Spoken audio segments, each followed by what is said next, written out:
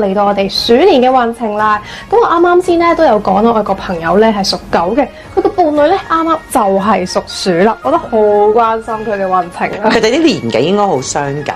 好啦，師傅又想講個即係公開嘅秘密。我個仔咧就屬狗嘅，我個女屬鼠嘅。點算？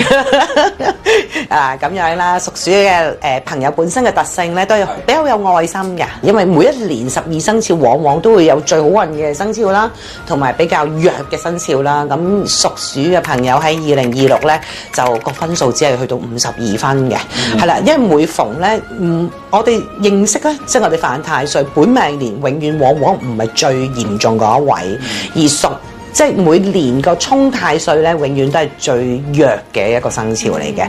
咁屬鼠嘅朋友咧，就喺2026咧，佢就已經係進入咗叫沖太歲啦，所以佢總體嘅評分只係得52分嘅。咁我亦都會咧，即係講嘅嘢會比較多，咁我都會快捷少少，因為子咧，即係子鼠啊，因為鼠即係屬鼠咧，都係屬水嘅。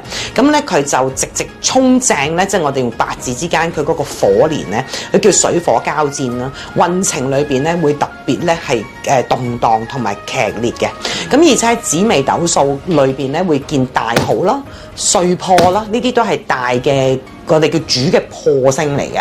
咁啊，而且咧加埋只係得一粒吉星叫驛馬星會動咯。咁但係因為所有嘢夾埋都唔係太好，而有一粒吉星嘅話，本身驛馬你係要轉變，咁但係因為太差嘅情況下咧，佢又唔可以變動得太多。